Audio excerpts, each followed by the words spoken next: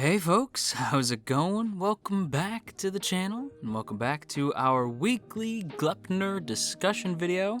Today we're going to be talking all about episode 3, but before we get into the video proper, I do, as always, want to give a big thank you to those of you who shared last week's video over on Twitter. At Bubbalubber, at Osiris99, at Poetic Harpy, at Matt87Eagle, at Infamous519, and at Anime Trashbin. Thanks so much for sharing last week's video over on Twitter, everybody, and if you too would like to have your name shouted out in next week's Gleipnir video, then be sure to share this video around on the internet, and then tag me at JoJo Talks Too Much over on Twitter, and I will be sure to shout your name out in next week's video. Yay, it's Gleipnir time!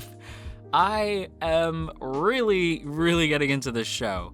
And again, I just want to point out that I thought the show was going to be bad. That is egg on my face. I don't know why I thought that. Like, it's like now that we're at episode 3, it seems foolish that I ever thought that. But I was just expecting this to be like fun, trashy, like nonsense. And it's still like a trashy show in as much as like it's aware of what it is, but it just like, I said this on our Isekaiwa podcast stream on Spring Anime, that Gleipnir feels like it is fully aware of what it is, and it's embracing that, and like to quote Tyrion Lannister, it wears it like armor so that nothing can hurt it. And that's exactly what Gleipnir feels like. It's like, not only are we aware that we are trashy and edgy, we own that shit. That is what makes this show cool, dang it, and I'm all about it. I love this friggin' show. Now, when it comes to this week's episode, what I want to talk about, specifically, I want to talk about the blonde dude, I want to talk about Elena, because I got some thoughts, and I want to talk about the ship, because of course I do. But I want to start specifically with the blonde dude. So this guy, this vending machine dwelling individual, is really kind of intriguing now, because basically when we find him, we see him like sort of taking one of those little tokens. They kind of look like carnival tokens or something, but he's taken the token and he's putting it in front of a camera, or a camera phone rather. And when he puts it across the phone's lens, it doesn't show up on the screen. So he's like, okay, so only people can see this. So he's trying to take a picture of it, but it just doesn't show up. So he couldn't use, say, like satellite locators to like try to actually like, he couldn't take like a satellite photo or like fly a drone over the city to try to find these tokens. He has to get people specifically. Why he can't just go out and find the tokens is beyond me. Maybe he's just lazy, or maybe he just don't feel like it. Sometimes, you just don't feel like doing something that you should be doing. You get other people to do your dirty work for you. Maybe that's why. I don't know. But we do see this dude sort of coming to this realization, like, okay, so I need other people to do it. And I wrote the line down, this man straight up says, the inhabitants of this planet are all good people. Inhabitants of this planet. You from another planet, bro? You from a different planet? You maybe want to explain yourself? What? He's an alien? Is he an alien? Is he a demon? Is he from another dimension instead of planet? Like maybe he's an alien, maybe he's like a demon thing. I don't know, but I'm intrigued. Blonde guy. Who knew blonde guy? Who knew the friggin' vending machine dude was gonna end up being so dang intriguing? I want to know what he meant by that. The inhabitants of this planet are all good people. Listen, man, I know a lot of good people on this planet. But as for the planet that Gleipnir takes place on, everybody seems absolutely insane. So I don't know if that phrase is necessarily accurate, my guy. I don't know if I would necessarily bet my bottom dollar on that particular phrase there. But I will say it also is intriguing because he says, like, don't worry, they'll find you. So this man is looking for someone or something. I'm not sure. Somehow the tokens are involved. Maybe he's just looking for all his tokens. Maybe he's a leprechaun, right? And the tokens are actually his gold. And he just needs to get them all back into a pot so that he can have his pot of gold, and then he'll go over the rainbow and it'll all be okay in the end. That is the weirdest theory ever, but that is my theory and I'm sticking by it. Blonde dude is a leprechaun. That's it. That's my theory. It's not actually my theory, but I'm just saying it'd be kind of funny. But either way, I'm very intrigued as to what that means. Like, who is this person that he's looking for? How are these people going to find this person? I don't know. What I do know is that we are introduced to another new character this week. We are introduced to Claire's sister, Elena. Now, I gotta say, and I likely titled the video, turning expectations or what a surprise, because I genuinely was not expecting to meet Elena this quick into the series. Not only does she immediately appear, right? She appears and has dialogue and interacts with the characters. Now, I assumed that we were gonna get a Diablo from JoJo's Part 5 type of thing, where Elena is referenced but is very rarely seen and only really shows up as an antagonist towards the end of the series. That was my thought process. But Gleipnir's like, nah, you thought you knew, but you didn't know. You don't know nothing. You don't know where we're going. So I was genuinely kind of surprised by that, and pleasantly surprised, mind you. I do think that introducing Elena this early on adds a new dynamic to the Shuichi and Claire dynamic, which is already fantastic. So adding in another monkey wrench into that, I think is going to be kind of fun. I'm excited to see how that unfolds. As for Elena's personality, she everything about Elena feels like the exact polar opposite to Claire. Everything about Elena feels like the exact opposite of Claire, with the exception of maybe that they're both kind of crazy. They're both a little bit crazy. But Elena, while Claire is very confident and well-spoken, Elena is much more shy, stumbles over her words, tries her best to seem confident, but is ultimately just not really prepared to deal with any type of situation where she is under some sort of pressure. She immediately gets flustered talking to Shuichi.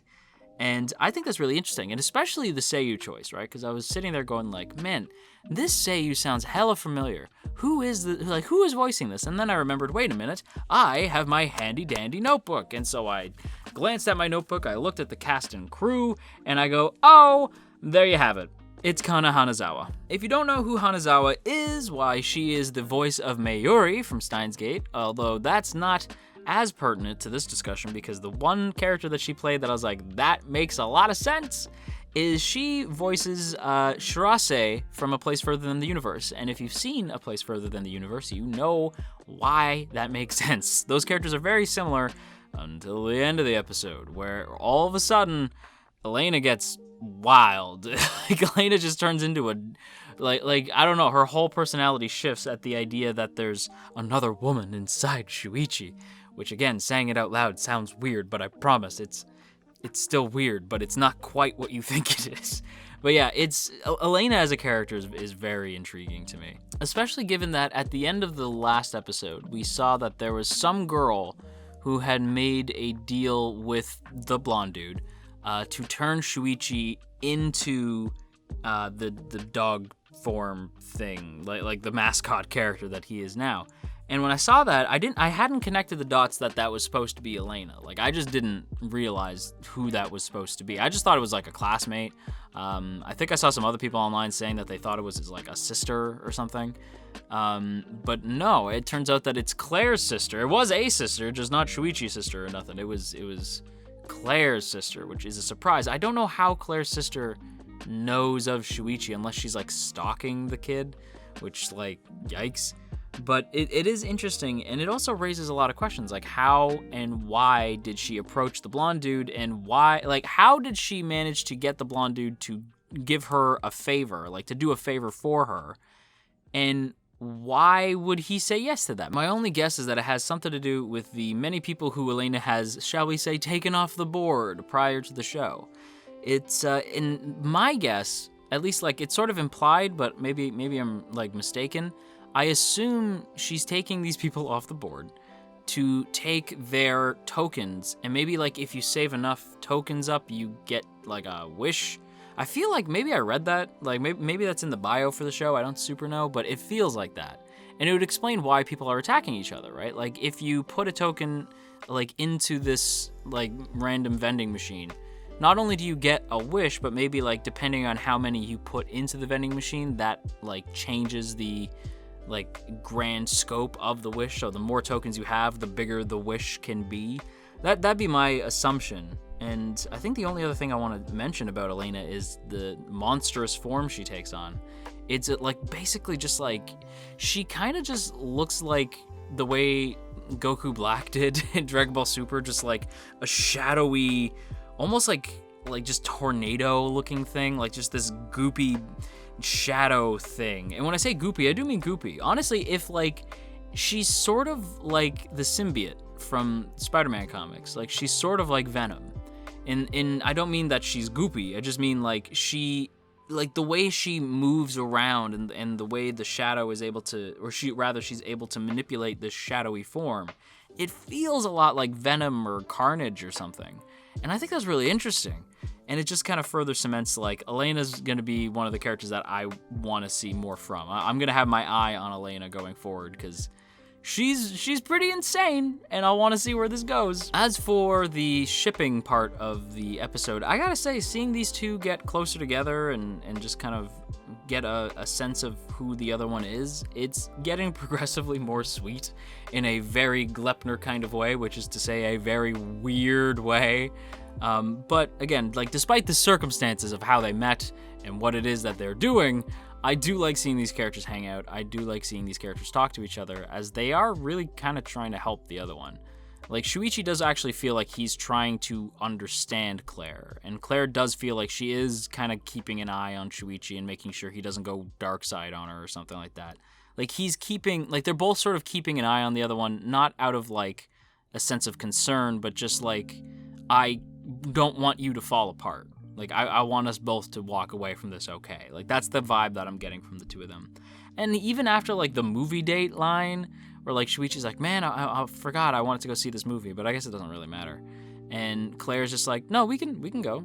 I just don't want, if it's a scary movie, I just don't want to see it. But yeah, I'll go with you. Can I go? And I was like, oh, did she just ask you a Shuichi? She just asked you out, my guy. Say yes. I was so surprised by that. And I was like, the ship is sailing strong, much to the chagrin of the classmate character. And now I'm starting to wonder if this character's, like, involved somehow. Like, is the small, like, classmate girl who seems to have a crush on Shuichi, is she gonna get, like, either she's gonna get involved or she's already involved in the current shenanigans going on in the show? Either way, I am very, very excited to see what the heck is gonna happen next. With that said, everybody, I'm gonna wrap up my thoughts here. Question of the day today: if you were to transform into a mascot, what mascot character would it be? Let me know in them comments. And that's gonna do it for today's video, everybody. So I hope you guys enjoyed. If you did, then by all means hitting that like button and leaving a comment down below is a great way to help out this channel, as it pleases the almighty YouTube algorithm. So if you choose to do so, kudos to you. And if you're feeling extra supportive today, you can go ahead and check out all the links in the description. One goes to my Twitter, another one is to our Discord server, another one to our merch store if you feel like grabbing yourself a mug, and of course, our Patreon page. And speaking of the Patreon page, I do want to give a big thank you to those of you in the T Squadron who support this channel month to month. Let's go ahead and do the Earl Grey shoutouts. Izevi, Andrew W, Branson C, Bria Rose, Calvin A, Crowbar of Irony, Daniel G, Digger the Fox, Dominic G, Emily, Ionos, Urza, Ginkotaku, Godzilla Fan, No For Nothing, Maria T, Marshall B, Mater, Mirth Mouser, Cell, Shadow Creative, Stephen G, Sakochi, The Suavest Orange, Tristan G, and Veridon. Thanks so much for your continued support over on Patreon, everybody, and if you too would like to join the T Squadron, then be sure to check out the first link in the description to check out our Patreon page. That is a huge way to support the channel. And again, be sure to check out the other stuff in the Discord as well. Go join our Discord. It is now public. You can all join. Everybody can hop in the Discord. Follow me on Twitter if you want me to ramble at you even more. And until next time, you stay classy, AnyTube, and wash your dang hands.